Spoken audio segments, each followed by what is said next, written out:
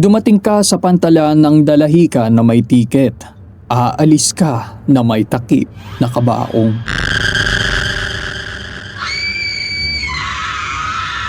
Idol, kung nababasa mo ito, ibig sabihin ay nakauwi na ako sa Maynila o kaya naman hindi na ako buhay. Hindi ko na alam, pero kailangan kong isulat ito ngayon habang mainit pa ang dugo ko. At hindi pa ako nakakalimot sa nangyari kagabi sa pantalan ng dalahican. Dumating ako sa Lucena bandang alas 8 ng gabi para sa huling trip papuntang Marinduque. Gusto kong sorpresahin si mama sa bayan. Madilim na ang pantalan noon. Ang mga ilaw sa poste ay parang may sakit, kumikislap, pumuputok, tapos biglang namamatay. Samantalang maraming pasahero pa rin ang nakapila, pero tahimik sila. Parang lahat ay may tinatago. Habang nasa pantalan ako, nakiupo ako malapit sa dulo ng pantalan, malapit sa dagat. May lumapit na matandang lalaki, payat, suot ang lumang barong na parang galing pa sa panahon ng hibagsikan. Hindi mo dapat hinihintay ang huling barko, anak, sabi nito. May mga pasaherong hindi na umuuwi. Nung una tinawanan ko siya. Akala ko lasing lang. Pero nang tumingin ako ulit, wala na ito. Parang nilamon ng dilim. Bandang alas 10 ng gabi, nagsimulang umalis ang huling barko. Ako'y nahuli pa sa pila dahil sa traffic papunta sa pantalan. Naiwan ako, sabay na malakas na ulan at hangin. Walang taxi, walang tricycle. Naghahanap ako na masisilungan sa loob ng terminal. Madilim, tanging ang tunog ng alon at yung malayong huni ng barko ang naririnig ko sa paligid. Tapos may narinig akong boses ng isang babae. Kuya, tulungan mo ako. Parang galing sa ilalim ng pantalan nang gagaling ang boses. Lumapit ako para tingnan ito. Sa tubig may nakikita akong anino. Isang babaeng nakaputi, mahaba ang buhok, nakayuko. Parang naghihintay ng lalaking hindi dumating. Nandito na ba siya? Tanong niya.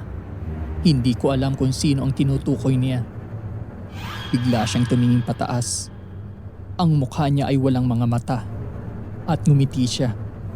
Ngiti na parang alam niyang ako ang susunod. Tumakbo ako pabalik sa terminal. Pero ang pintuan, nakasarado na. Walang tao. Ang mga upuan ay puno ng basa na damit. At sapatos na parang iniwan ng mga pasahero. Sa dingding may nakasulat na 1896. Hindi kami lumubog. Hinintay namin kayo. 1896. Ang labanan sa dalahican. Ang mga sundalong Pilipino ay namatay sa tubig habang lumalaban sa mga Kastila.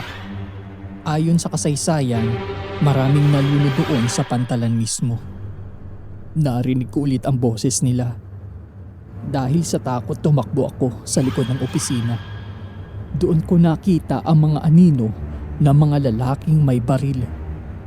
Ang isa sa kanila ay humawak sa braso ko. Malamig, parang yelo. Tara na, may revolusyon pa tayong kailangang tapusin. Sinubukan kong sumigaw. Walang tunog na lumabas sa bibig ko. Biglang may maliwanag na ilaw mula sa dagat. Isang lumang barko. Hindi ferry. Kung hindi parang galyon mula sa 1800s. Lumapit ito sa pantalan. Walang makina. Walang ingay. Pero puno ng mga pasahero. Mga mata nila'y nakatitig sa akin. Lahat sila'y mingiti. Tinakpan ko ang tenga ko. Tumakbo ako patungo sa labasan. Sa labas, may tricycle na biglang huminto. Sumakay ako agad. Habang papalayo kami sa pantalan, tumingin ako sa likod. Nandun pa rin ang babae sa tubig. Ngayon, nakataas na ang kamay niya. Parang nagpapaalam.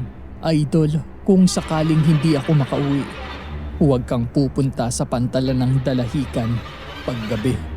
Lalo na kapag huli na ang barko.